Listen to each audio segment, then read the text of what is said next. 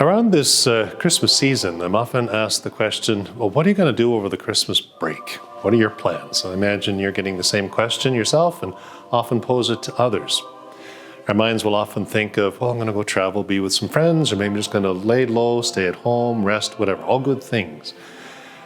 But what I'd like to suggest as we ponder that, okay, what am I going to do for Christmas? Maybe the thing that we can do is think less about ourselves and our own plans and our own activity, and think more in terms of what God has done for us in His Son Jesus. What we celebrate at Christmas is captured in the Gospel of St. John. God so loved the world, He so loved you, so loved me, so loved all of us, that He gave His only Son, born of the Virgin Mary.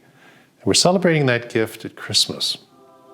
So what I'd like to suggest when we're pondering what we're going to do for Christmas, why don't we take time to pause and go back frequently to the magnificent gospel passages that we heard in the Christmas liturgies. The story of the birth of our Lord in the Gospel of St. Luke, or from the Gospel of St. John, the wondrous prologue that gets to the heart of the mystery in this gift of Christmas. The Word was made flesh, dwelt among us. Ponder that, ponder it. Let the truth of what God has done sink in.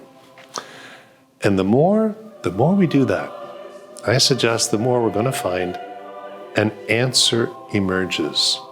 An answer that we really need. An answer for which we're longing. There's a lot of anxiety, there's a lot of worry, fear, even hopelessness that's in our society, in our world right now. And a lot of that comes from, I'd suggest, a lack of vision or an absence of meaning. That is all given to us in the gift of Jesus. In Him, we receive all. We receive God's vision for us. We receive the fullness of understanding, the fullness of revelation of who God is, who we are, what life is all about, where it's all headed, my own personal destiny, and so on. And the more we are given this gift of understanding, and we get what's going on, what God is seeking to do in our lives, the more we'll find the anxiety, the hopelessness, the fear dissipate and be replaced by a profound peace in the heart, a peace that can come from nowhere else, from no one else.